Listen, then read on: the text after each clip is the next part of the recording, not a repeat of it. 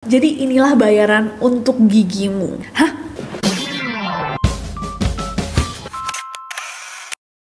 Hey guys, it's Nessie and welcome back. Kalau kalian belum subscribe ke channel ini, jangan lupa klik tombol subscribe ya di bawah. Terutama untuk kalian yang suka membahas bahasan tentang fakta-fakta unik dunia. First of all, Eid Mubarak. Selamat Lebaran buat semua yang merayakan. Ingat ya, Lebaran, bukan lebaran. Jadi tolong sedikit menahan diri saat melihat opor-opor dan ketupat-ketupat yang sudah kalian tunggu selama 30 hari. Aku sudah tidak sabar untuk bersua kembali dengan lontong cap gome. Oh my god, damn. Atau lontong bumbu. Sulit. Dan coto Makassar. Anyways, Idul Fitri atau yang biasa kita panggil Lebaran merupakan momen sukacita untuk umat Islam di seluruh dunia. Perayaan dan tradisi Lebaran itu juga nggak cuma dilakukan di Indonesia, tapi juga di berbagai negara lain di seluruh dunia. Di Indonesia, biasanya setelah sholat Id yang biasa dilakukan adalah saling bermaafan, makan makanan khas Lebaran, ziarah kubur, dan dilakukan di kampung masing-masing alias mudik. Oh, yang paling penting, pembagian THR, am I right? Am I right? Walaupun kayaknya beberapa neroris udah harusnya ngasih THR ya, bukan dapat lagi. Iya nggak? Salam tempel, best tradition, super sigma. Tapi, apakah tradisi Indonesia juga dilakukan di negara lain? Well, ternyata enggak guys. Walaupun sama-sama merayakan Idul Fitri, ada tradisi lebaran yang berbeda-beda di setiap negara. Hari ini kita akan melihat beberapa yang paling unik. So, langsung aja, without any further ado, let's get to the list.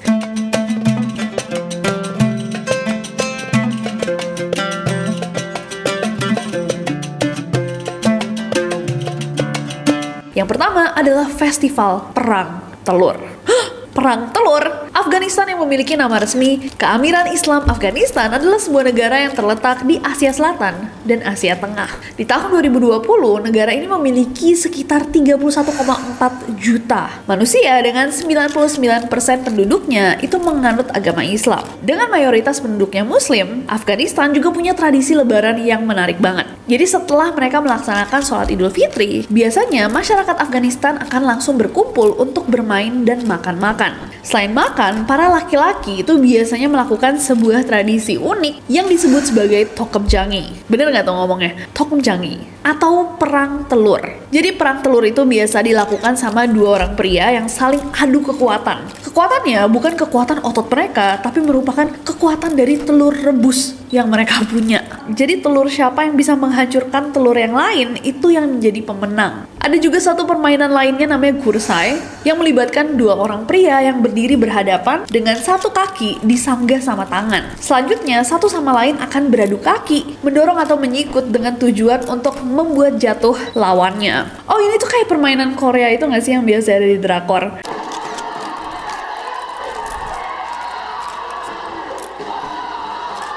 Intinya mereka akan coba untuk saling menjatuhkan dan yang nggak jatuh itu menang. Menarik ya, lebaran-lebaran main game. Gimana menurut kalian? Coba komen di bawah. Next.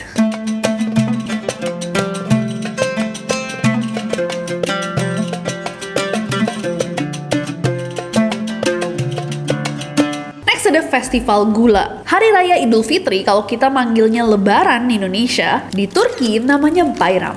Nah, saat lebaran, umat muslim di Turki itu akan mengenakan pakaian khas yang bernama Bayramlik. Dan ternyata tradisi lebaran di Turki itu rada mirip-mirip sih sama di Indonesia, di mana mereka yang lebih muda akan memberikan hormat kepada yang lebih tua dengan mencium tangan atau bersujud di hadapan mereka. Yang berbeda sama tradisi kita, sholat Id yang dilakukan di Turki itu tidak dilakukan di lokasi yang sama untuk kedua gender. Jadi para laki-laki itu biasanya sholat Id di masjid, sedangkan yang perempuan akan sholat di rumah. Nah, berbeda sama negara-negara yang biasanya makan makanan berat saat lebaran. Kalau di Turki, umat muslim akan merayakannya dengan Seker Bayrami atau festival gula. Jadi setelah sungkeman nih, umat muslim di Turki akan mengantarkan manisan ke rumah-rumah tetangga dekat mereka. Dan perayaan ini dilakukan selama 3 hari. Jadi selama 3 hari itu, orang-orang akan beli permen, coklat tradisional, atau menyiapkan kue khas Turki kayak baklava. Saat lebaran juga, masyarakat Turki akan melakukan sebuah aktivitas dengan istilah yang menarik banget sih. Sewa gigi. Hah?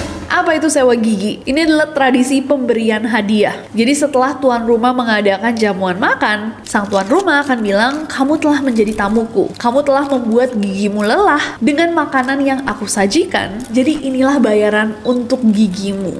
Wah. Jadi kalau misalkan kita bertamu ke rumah orang, malah kita dikasih hadiah ya sama yang punya rumah. Karena gigi kita capek setelah mengunyah makanan dari dia. Wow, nggak apa-apa kok, saya bersedia dibuat lelah selamanya. Next.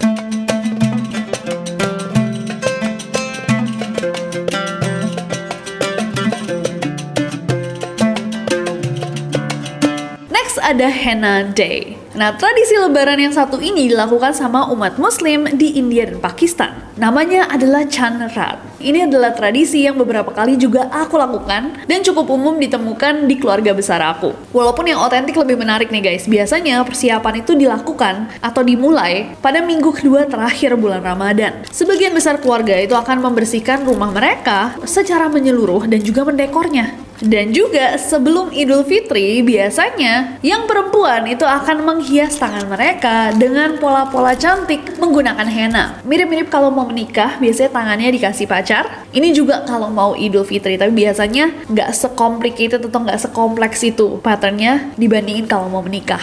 Dan ini biasanya dilakukan pada malam terakhir Ramadan. Nah, setelah sholat Id di masjid, mereka juga akan berkumpul dengan sanak saudara, berbincang sambil makan makanan khas yang wajib saat lebaran. Namanya siwayan. Bener nggak tuh aku ngomongnya? Itu merupakan campuran bihun manis yang disajikan dengan susu dan buah-buahan kering. Wow, bihun manis. Menarik ya? Kayak belum bisa terbayang dan terkonek di kepala aku, but I'm sure it's good. Kalau untuk umat muslim India, mereka memiliki tradisi bertukar makanan manis dan menyantap makanan khas lebaran, seperti servai dan sheer kurma sebagai hidangan penutup. Gimana menurut kalian? Coba komen di bawah. Next.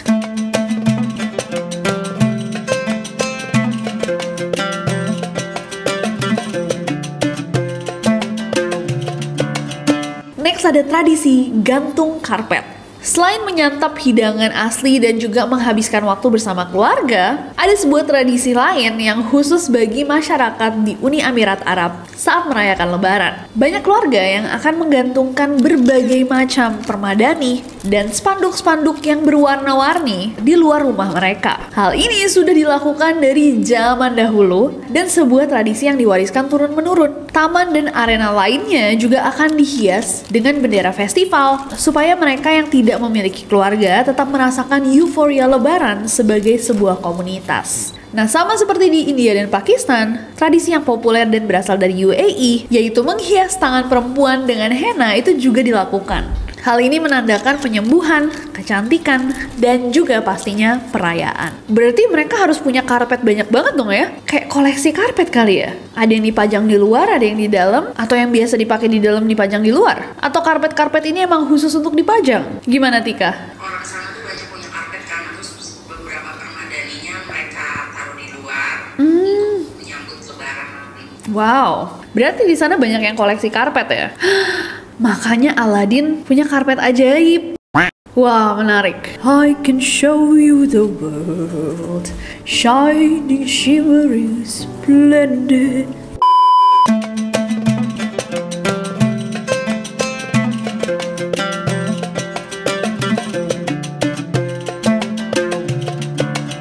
Next ada Festival Durbar atau Durbar Festival yang merupakan salah satu budaya yang paling terkenal di Nigeria, khususnya di wilayah utara. Durbar biasanya diadakan selama musim perayaan besar seperti Idul Fitri, Idul Adha, bahkan pada Tahun Baru Islam, dan menjadi simbol budaya, sejarah, dan warisan suku-suku di Nigeria. Awalnya festival ini diadakan untuk menyambut kedatangan raja atau pejabat tinggi yang merupakan simbol kekuatan serta kejayaan kerajaan. Tapi emang festivalnya festival apa? Jadi festival Durbar ini adalah parade kuda yang sudah dihias dengan warna-warna ceria.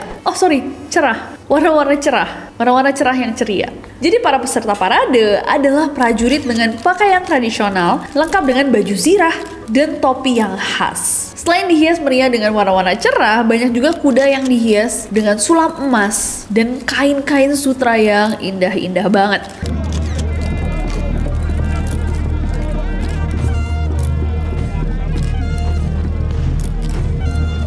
Dan setelah melakukan atraksi, para pengendara kuda itu akan melakukan buani atau penghormatan kepada emir atau sultan dengan cara menundukkan kepala mereka dan menyalami pemimpin setempat.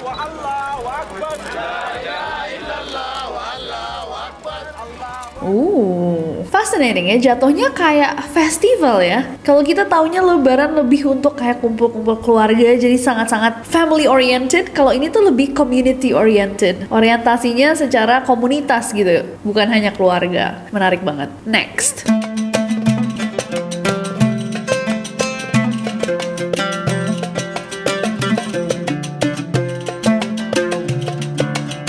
Oke guys, dan yang terakhir untuk video kali ini adalah piknik dan festival di Sungai Nil.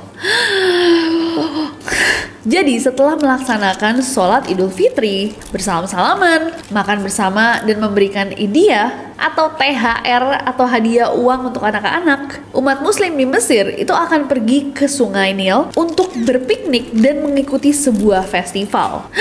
Menarik. Jadi saat piknik, keluarga akan membawa makanan khas lebaran kayak kak, kue kecil dengan taburan gula halus, kayak putri salju gitu ya, fatah, hidangan nasi dengan daging, dan full medames, kacang fava rebus. Kemudian para anggota keluarga akan menggelar tikar, duduk bersama, sambil menikmati makanan yang sudah dipersiapkan. Tentunya ditemani pemandangan Sungai Nil. Damn. Nah, selain piknik, mereka juga akan naik feluka, perahu layar tradisional Mesir yang sering digunakan untuk berkeliling Sungai Nil. Dan banyak keluarga yang bahkan merupakan wisatawan yang menyewa perahu itu untuk menikmati pemandangan sambil mendengarkan musik tradisional Mesir.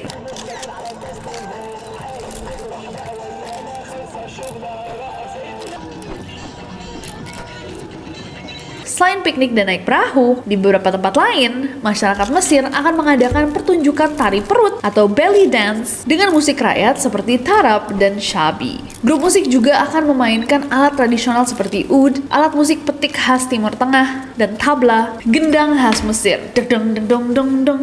Wah, belly dance during Eid. Sangat menarik ya, tari perut saat Idul Fitri. Gimana menurut kalian guys? Sebenarnya masih banyak banget tradisi-tradisi lebaran yang menarik-menarik di seluruh dunia. Kayak aku baru tahu bahwa ternyata di Saudi Arabia setelah sholat Id, banyak keluarga yang saling bertukar kado. Mirip sama tradisi Natal. Kalau di Australia, banyak banget yang kalau Idul Fitri datang ke festival multikultur, di mana muslim dan non-muslim itu bisa ikut dan menikmati Idul Fitri bersama. Di Cina ternyata ada tradisi untuk mengunjungi makam leluhur, dan itu sebagai penghormatan kepada ratusan ribu umat muslim yang meninggal di zamannya dinasti Qing dan revolusi kebudayaan. Di Amerika Serikat ternyata banyak banget yang kumpul-kumpul secara komunitas dan merayakan Idul Fitri dengan mendekor rumah mereka. Sedangkan di Afrika Selatan, saat malam terakhir Ramadan, umat muslim akan berkumpul di Green Point, Cape Town, sejak sebelum maghrib, terus mulai masak-masak barang untuk dibagikan ke masyarakat yang kurang mampu.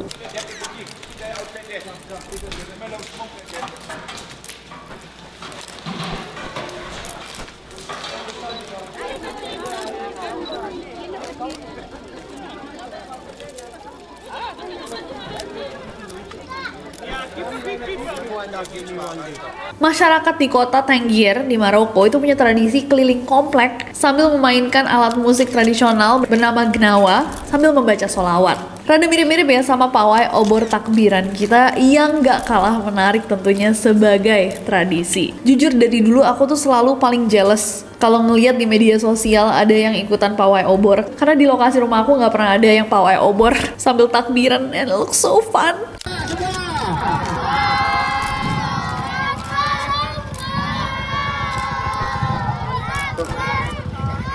Semoga tahun ini ada yang ngajak aku. Masih berharap. Apa yang akan kalian lakukan tahun ini bersama keluarga kalian? Oke, pada saat kita syuting ini kita belum tahu nih guys. Belum terlihat hilalnya kapan akan lebaran. Apakah video ini akan naik di hari H lebaran atau H-1? Yang jelas, aku mau tahu apa yang kalian lakukan bersama keluarga untuk lebaran kali ini. Adakah tradisi unik di keluarga kalian yang mungkin berbeda sama keluarga-keluarga lain? Atau kalian tahu orang-orang yang memiliki tradisi unik? Boleh banget di-share di bawah. And I'm wishing you all a blessed Eid. Semoga diberkahi. Semoga bisa menghabiskan waktu dengan orang-orang tercinta. Jangan khawatir, NCC sama aku udah nyiapin video untuk masa liburan. Jadi make sure minggu ini tetap tune in. Kita akan ketemu 4 kali di 4 video yang tentunya menarik-menarik. Aku bakal tetap temenin kalian. Jadi jangan lupa subscribe karena aku gak sabar untuk ketemu kalian besok. Bye-bye. Eid Mubarak. 1 tahun lagi dimana aku mengingatkan bahwa Eid Mubarak aja udah cukup ya. Nggak usah happy Eid Mubarak karena nggak nyambung. Eid Mubarak itu udah happy lebaran. Jadi nggak usah happy lebaran. Oke? Thank you. Bye-bye.